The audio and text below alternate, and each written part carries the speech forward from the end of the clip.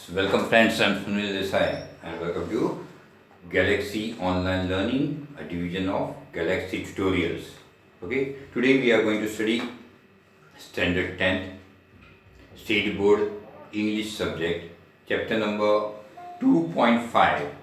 Okay, the chapter 2.5 of your Kumar Bharti textbook, Standard 10th State. The name of the chapter is Let's March. Now this chapter is in fact a speech addressed by none other than Kailash Satyarthi, the Nobel Prize winner for peace, Kailash Satyarthi, okay, which he had addressed on the eve of the Nobel Prize distribution ceremony. This speech has been divided into three parts and we are going to go part by part through this speech and understand what Kailash Satyarthi wants to say. Now first we'll have a small introduction of Kailash Satyarthi. Kailash Satyarthi, an Indian, was born in 1954. He is an Indian children's rights and education advocate. That means he is fighting for the children's rights. He is fighting for children's education and an activist against child labor. He is fighting against, he is an activist who is fighting against child labor, children working as laborers. He has founded the Bachpan Bachao Andolan in 1980 and has acted to protect the rights of more than 83,000 children across 144 countries. Just imagine, 83,000 children across 144 countries. Okay, he has acted on to protect their rights. Okay, he has been honored with many awards, and one of them is the Nobel Peace Prize of 2014.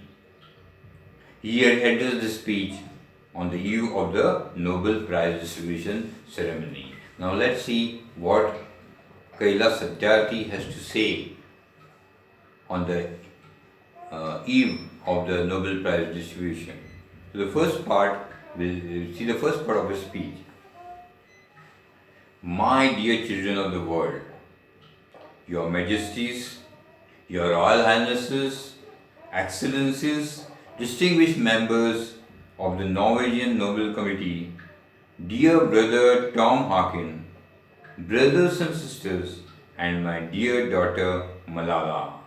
Okay, so now he is about to start his speech. He is addressing all the dignitaries who are present on the podium or in that hall where the award distribution ceremony is, the Nobel Prize distribution ceremony is going to take place. From this podium of peace and humanity, podium is the stage of peace and humanity, I am deeply honored to recite a mantra from the ancient texts of wisdom, the Vedas. This mantra carries a prayer, an aspiration, and a resolve that has the potential to liberate humanity from all man-made crises. Okay, it says, from the stage, I am honored to recite. He recites a mantra from the Vedas. Okay, or with the ancient texts of wisdom. The Vedas are the ancient texts of wisdom. How a person should behave, how he should live. That has been given in the Vedas. Okay, so this mantra, it says that it's carrying a prayer with an aspiration, that means a strong desire and a resolve that this prayer has a potential to liberate humanity, this whole humanity from the world, to liberate humanity from the man-made crises, the crises which are man-made, not by nature, but by we, a people, by human beings. Let's walk together in the pursuit of global progress. Not a single person should be left out or left behind in any corner of the world, from east to west, from south to north. This is that let us walk together towards progress. That means the whole world There should be progress in the whole world, and not a single person should be left out. All the total population of the world should be progressive. Okay, there should be progress in each and every corner of the world, right from east to west, north to south. Let's speak together. Let our minds come together. Learning from the experience of our ancestors, let us together create knowledge for all that benefits all. He said, let us come together and speak together. For what? We speak together to gain knowledge. Okay? To create knowledge, which we have got it from our ancestors. To create that knowledge, and this knowledge, we should create this knowledge for what? For the benefit of all the humankind, for each and every person in this world. I bow to my late parents and to my motherland India and to the mother earth. Then he bows himself to his parents who are no more. They have already passed. Okay. Then he bows to his country, his motherland India, and to the earth. With a warm heart, I recall how thousands of times I have been liberated. Each time I have freed a child from slavery. In the first smile of freedom on the beautiful faces, I see the God smiling.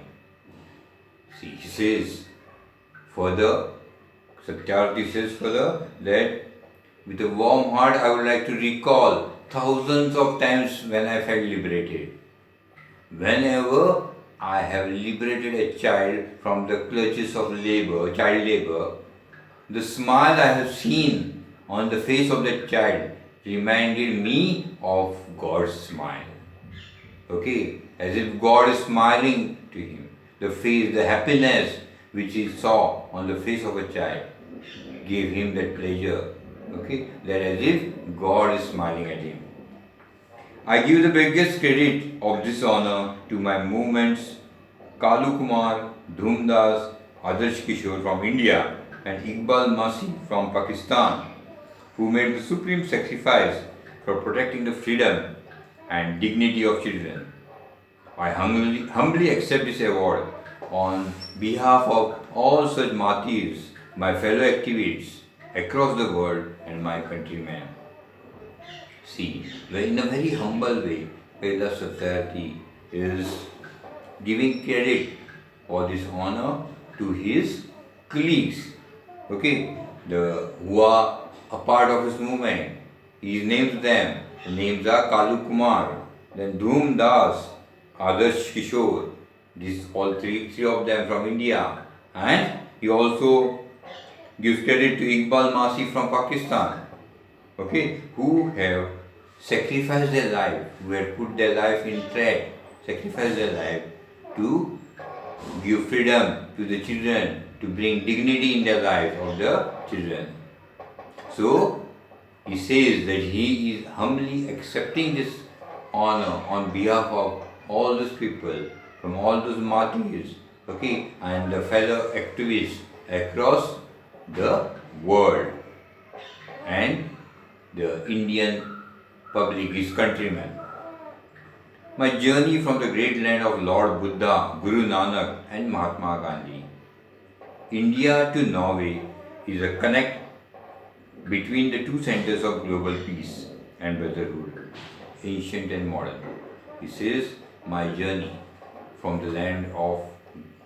India, that's from the land of both Gautam Buddha, Guru Nanak, Mahatma Gandhi, who advocate peace, who advocated non-violence. Okay, from there to Norway, from where you get the greatest prize of peace, the Nobel Prize in the world. Okay, so these are two centers of global peace, is saying. These are two centers of global peace and brotherhood. One is ancient, India is ancient, and Norway is modern. Friends, Nobel Committee has generously invited me to present a lecture. Respectfully, I am unable to do that because I am representing here the sound of silence, the cry of innocence, and the face of invisibility. I represent millions of those children who are left behind and that's why I have kept an empty chair here as a reminder. He says, Satyarthi says, friends, the Nobel Committee had generously asked me to give a lecture on the eve of this Nobel Prize ceremony. Okay, but I am unable to give a lecture. Okay, respectfully, I am telling you that I am unable to do that because what I am representing, I am not representing lecture. I am representing the sound of silence. The sound of silence means the unheard pleas, the unheard pleading of thousands of children who want to get free from child labor. The cry of innocence, their cry of innocence, and the face of invisibility. Face of invisibility means unnoticed, means many of us sitting here many of you must have not noticed the suffering these children are getting. They are suffering, all the children that inhuman suffering they are getting from their owners. Okay, these children who are in child labor, who are working for their masters, the sufferings they are getting, the way they are beaten. Okay, the face of these are unnoticed sufferings. Okay, that's why he said I can't lecture because of I'm repeating the sound of silence, I'm repeating these children. And to remind me of the children, I have kept one chair empty on the podium. I have come here only to share the voices and dreams of our children. I am not come here to give lecture. I just want to share their voices. I just want to share the dreams because they all are our children. Gestures to everyone. He says because they are not my children alone. They are all our children. I have looked into their frightened and exhausted eyes. I have held their injured bodies and felt their broken spirit. He says, I have watched them. I have seen their eyes, how frightened how fearful they were, how frightened they were. I have held them. I have picked them up. They have been injured by the brutality of their owners. Okay, and I have felt their broken spirits. Okay, so I just want to share the experiences over here to you. 20 years telling now. See, 20 years ago, in the foothills of the Himalayas, I met a small, skinny child laborer. He asked me, is the world so poor that it cannot give me a toy and a book? Instead of forcing me to take a gun or a tool? He said 20 years back, at the foothills of Himalaya, he met a small boy who was quite weak, thin, okay, a skinny child laborer. And he says that I am working in such a condition that I just wonder whether are we so poor? Is this country so poor that it can't give me my childhood? It can't give me a book. It can't send me to school. It can't send me to the playground. Instead, I have to work over here in such conditions, such as bad conditions. I have to work over here. That instead of taking a book and a toy, I may take a gun or a tool in my hand. Tool in my hand means to work, or a gun in my hand means I may revolt against this oppression. So is this country so poor that I would have to take a gun in my hand to revolt or a tool in my hand to work? Can't this country give me a book or a toy just like any other child? Is it that poor? So sad is the situation. See, I met with a Sudanese child soldier. Okay, a child soldier from Sudan. He was kidnapped by an extremist militia. The extremists had kidnapped him from his house. As his first training lesson, he was forced to kill his friends and family. He asked me, what is my fault? He also met one Sudanese child soldier. This terrorist militia, they had done? These extremist people, they had kidnapped him from his house and they wanted him to train him as an extremist, to train him as a terrorist, and to control his emotions. So, what they forced him, the first lesson was, you have to kill your friends, you have to kill your family. Why? Because then only they want to see, they want him to become a terrorist, a cruel person who has control over his emotions. If he can kill his friends, if he can kill his family, that means he has control over his emotions. Then he can kill anyone. You name and he'll kill. Okay, so that's what when that small child soldier asked Satyarthi, what's my fault? What wrong I have done that I have to kill my friends, I have to kill my family, my parents? Friends, all great religions teach us to care for our children. Jesus said, let the children come to me, do not hinder them, for the kingdom of God belongs to them. The Holy Quran says, kill not your children because of poverty. This is, Satyarthi says further, that all religions, they teach what? They teach us to take care of children. Even Lord Jesus says, this kingdom, my kingdom is for these children. Even the Holy Quran says, don't kill children because you are poor. Okay? Don't kill children because of poverty. If you are not, just because you are not able to feed them, don't kill them. So everyone is caring, each and every religion cares for children. Friends, there is no greater violence than to deny the dreams of our children. Therefore, I refuse to accept that all the temples and mosques and churches and prayer houses have no place for the dreams of our children. He says, friends, Satyarthi says, there is no greater violence than denying the dreams of our children. The children want to do something in their life, they want to become something in their life, and we are not able to give them, fulfill their dreams. A poor child in a village, he has his own dreams. He wants to be something in his life, but we are not giving him to fulfill his dreams. We are denying these dreams. So that's what he's saying. That's why Satyarthi says, I refuse that all these religions, there's so much money in religion, there's so much temples, malls, gurudwaras, prayer halls, that I don't think there's no place for dreams of children. Okay? For in no religion it is said they don't take care of children. All religions say take care of children. So he says, I refuse that fulfilling the dream of children is not there, is not written in the is said that you can't fulfill the dreams of children is said in any religion. Okay? I refuse to accept that the world is so poor when just 1 week of global military expenditure can bring all the children to classroom. He says there is so much money in the world.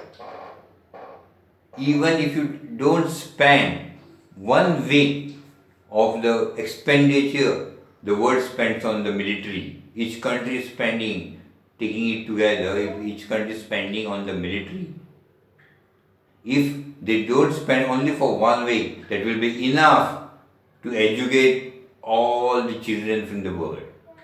So it's very, very negligible amount compared to the amount the world is spending unnecessarily on military strength.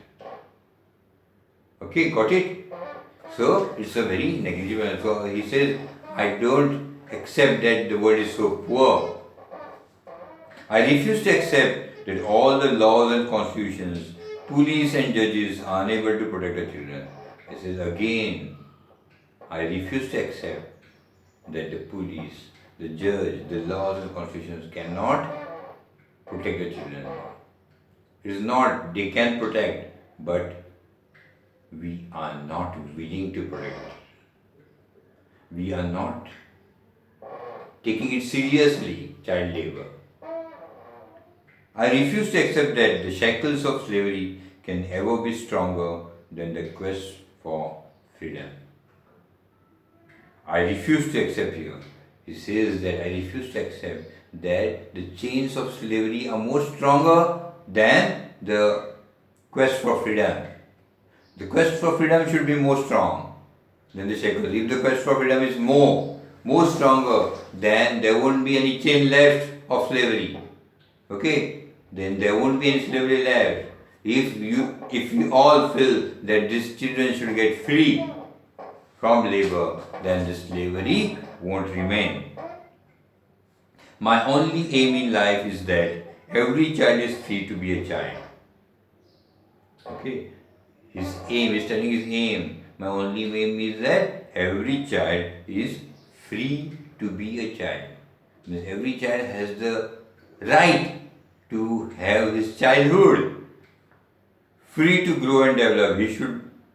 He has the right to be free and to develop. He has the right to, he is free to eat. He is free to sleep and see daylight.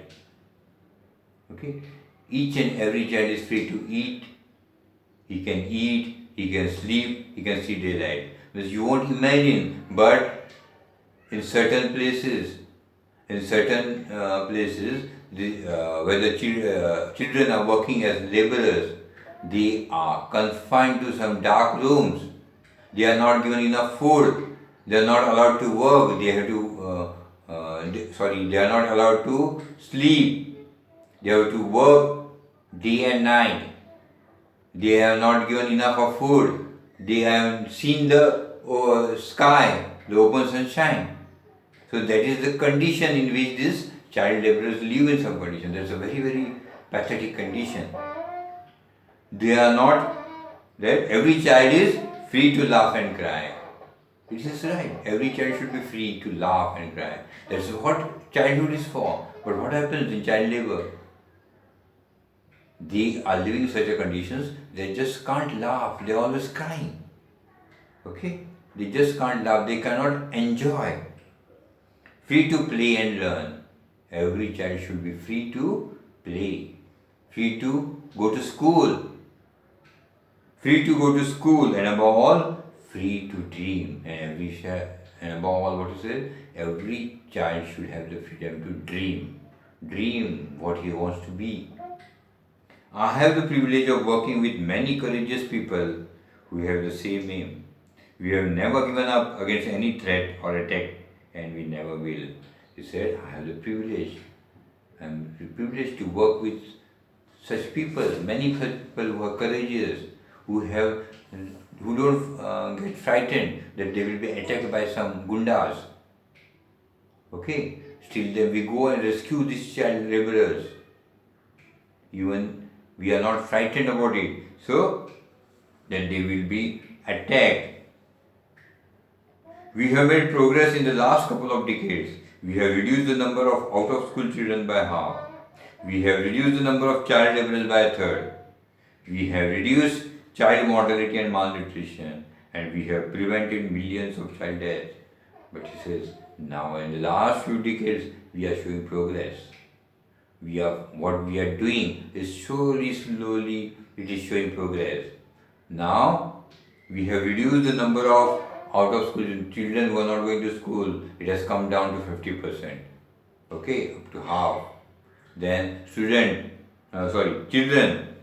who are working as laborers have come down by 1/3.